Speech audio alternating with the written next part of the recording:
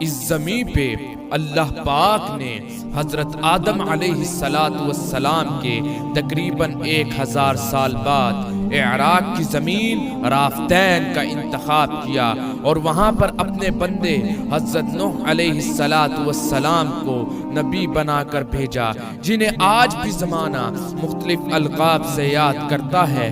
کوئی اللہ کے اس نبی کو عبد الغفار کہتا ہے، تو کوئی عبد الجبار، تو کوئی الیاس، اور کوئی نوح نجی اللہ کہہ کر پکارتا ہے۔ حضرت نوح علیہ السلام حضرت ادریس علیہ السلام کے پڑپوتے ہیں۔ آپ حضرت آدم علیہ السلام کی 10ویں پشت میں سے ہیں۔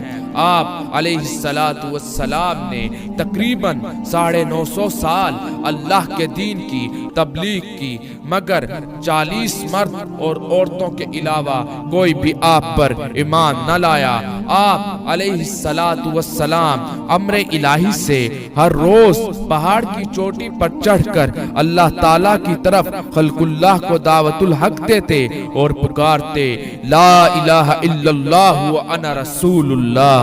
اللہ کے حکم سے آپ کی آواز مشرق و مغرب تک پہنچتی۔ جب اس وقت کے لوگ اس کلمے کی آواز سنتے تو اپنے کانوں میں انگلیاں ڈال لیتے، اور بعض ملعون اپنے منہ کو چھپا لیتے، اور بعض کافر یہ آواز سن کر بھاگ جاتے۔ یہ قوم اس وقت دنیا کی بدترین قوم تھی۔ وہاں ظلم کرنا، نفسانی خواہشات پر فخر کرنا، بتوں اور شیطانوں کی پوجا کرنا عام تھا۔ اللہ کے نبی حضرت نوح علیہ السلام انہیں شروع ہی سے سمجھاتے کہ اس کائنات کا مالک ایک اللہ ہے، جس نے ہر چیز کو پیدا کیا ہے۔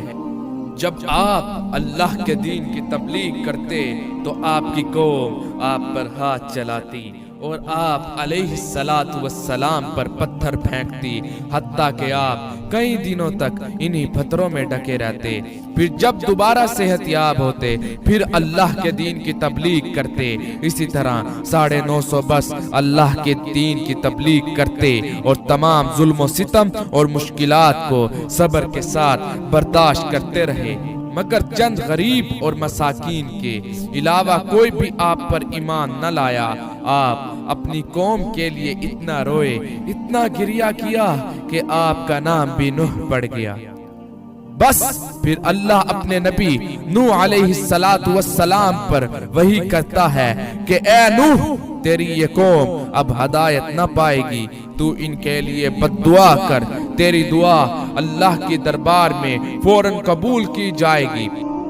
حضرت نوح علیہ السلام اللہ سے فریاد کرتے ہیں کہ اے اللہ، یہ انسان ظلم کرنے کو مذاق سمجھتے ہیں، ایک دوسرے کا خیال رکھنے اور مدد کرنے کو بزدلی سمجھتے ہیں، تیری عبادت سے منہ موڑتے ہیں۔ اے اللہ، میری اس قوم کو نیست و نابود فرما۔ جیسے ہی آپ نے بد دعا مانگی، حضرت جبرائیل علیہ السلام آپ کو بہشت سے ایک درخت کی شاخ لا کر دیتے ہیں، اور آپ علیہ السلام اس شاخ کو زمین پر لگا دیتے ہیں۔ پھر کہا کہ اے نوح، تو ایک کشتی تیار کر، ان قریب یہ تیری ظالم قوم نیست و نابود ہو جائے گی۔ بس اللہ اپنے نبی نوح علیہ السلام کو وحی کے ذریعے بتاتے گئے، اور حضرت نوح علیہ السلام وہ کشتی بناتے گئے۔ حضرت نوح علیہ السلام پہاڑ پر رہتے تھے، تو وہاں تو نہ کوئی دریا تھا اور نہ ہی سمندر اور نہ ہی درخت، بالآخر آپ نے اللہ کے حکم پر درخت اگائے اور اس کی لکڑی سے کشتی بنانا شروع کی۔ آپ لکڑی سے بڑے بڑے تختے بناتے، پھر لوہا لاتے، اس سے کیل بناتے، تختوں کو جوڑ کر اس میں کیل ٹھوکتے گئے۔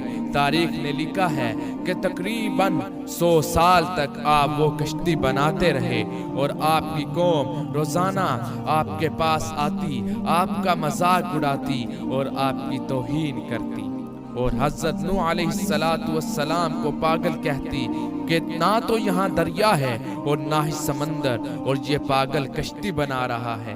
بس حضرت نوح علیہ السلام آسمان کی طرف دیکھ کر صبر کرتے۔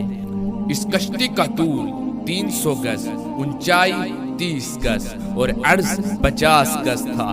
ایک روایت کے مطابق اس کشتی کا طول 1 کلومیٹر سے زیادہ تھا۔ یہ کشتی عام کشتیوں کی طرح نہیں تھی۔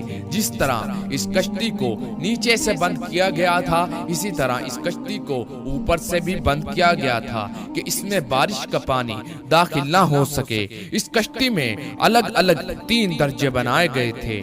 نچلا درجہ جانوروں کے لیے تھا، بیچ والا درجہ انسانوں کے لیے اور اوپر والا درجہ پرندوں کے لیے تھا۔ ہر درجے میں ایک دروازہ تھا۔ بس جب کشتی تیار ہو گئی تو اللہ نے حکم دیا کہ اے نوح، اس زمین پر موجود مختلف جانوروں اور پرندوں کے جوڑوں کو اس کشتی میں سوار کرو تاکہ ان مخلوقات کی نسل باقی رہ سکے۔ حضرت نوح علیہ السلام نے مختلف پرندوں، جانوروں، خواہ ہر وہ چیز جس میں زندگی کے آثار ہیں، کشتی میں جمع کرنا شروع کر دیا۔ پھر آپ انسانوں کی حجت تمام کرنے کے لیے کہنے لگے، آؤ یہ کشتی نجات کی کشتی ہے، جو بھی اس کشتی میں آئے گا وہ اللہ کی امان میں ہوگا۔ وہ پوری قوم ہنستی رہی۔ تاریخ نے لکھا ہے کہ آپ کے ساتھ چند لوگ ہی سوار ہوئے جن کی تعداد 80 تھی، جن میں آپ کے 3 فرزند حام، سام، یافس اور ان کی بیویاں بھی موجود تھی۔ اللہ پاک نے حضرت نوح علیہ السلام سے کہا کہ عنقریب تیرے گھر کے تندور سے پانی ابلے گا اور تیری پوری قوم کو ڈبا دے گا۔ قوم نوح یہ سن کر ہنس رہی تھی کہ اتنے میں تندور سے پانی ابلنے لگا۔ لوگ اس پانی کو دور دور سے دیکھنے کے لیے آتے، ہنستے، لیکن کچھ ہی دیر میں ان کی ہنسی خاموشی میں تبدیل ہونے لگی، کیونکہ وہ پانی اتنا بڑھ گیا کہ ان کے تمام گھر ڈوب گئے اور اوپر سے بارش بھی برس رہی تھی۔ وہ کافر یہ سمجھ رہے تھے کہ یہ طوفان کچھ دیر کا ہے، تو یوں وہ اونچے اونچے پہاڑوں کی طرف جانے لگے۔ ان کافروں میں اللہ کے نبی حضرت نوح علیہ السلام کے بیٹے کنان بھی شامل تھے۔ جیسے ہی نوح علیہ السلام نے اپنے بیٹے کنان کو دیکھا کہ وہ کافروں کے ساتھ پہاڑ پر چڑھ رہے ہیں، آپ نے دور سے آواز دی، اے کنان، اس نجات کی کشتی میں آ جا۔ تو کنان اور اس کی ماں بولی، ہم تھوڑی ہی دیر میں پہاڑ کی چوٹی پر پہنچ جائیں گے اور پانی وہاں پر تھوڑی ہی آئے گا۔ بس وہ پانی اتنا بڑھتا گیا کہ کہیں بھی کوئی پہاڑ نظر نہ آ رہا تھا اور نہ ہی کوئی درخت۔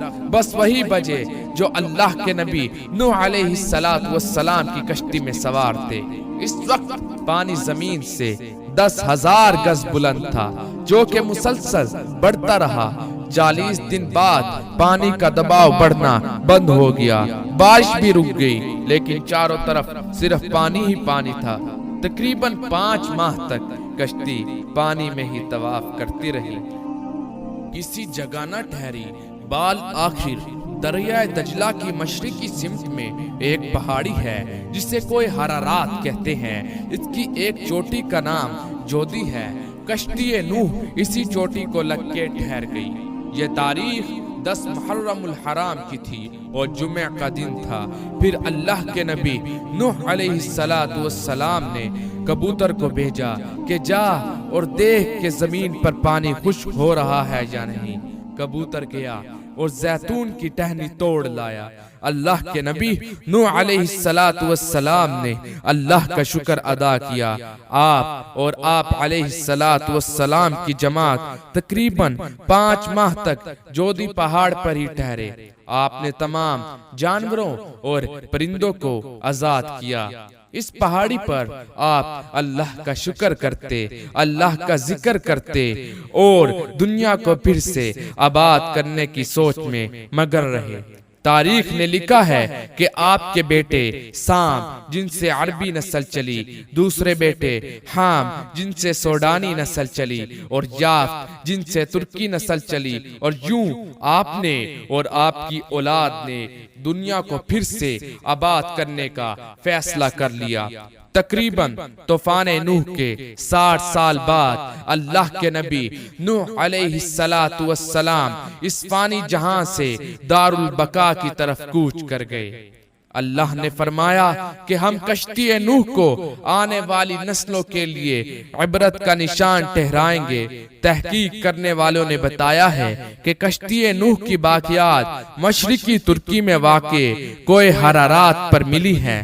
یہ کشتی آج بھی ویسی ہے جیسے اللہ کے نبی نوح علیہ السلام نے بنائی تھی۔ سلام ہو انسان کی نسل کو پھر سے زندگی دینے والے نوح نجی اللہ علیہ السلام پر۔ تو آج کی ویڈیو کے لیے اتنا ہی۔ اگر آپ کو ہماری ویڈیو پسند آئی ہو تو ہمارے چینل کو سبسکرائب کریں اور ہماری ویڈیو کو زیادہ سے زیادہ شیئر کریں تاکہ آپ اسی طرح کے مزید اسلامک کنٹینٹ کو انجوائے کر سکیں۔ Thank you for watching and Allah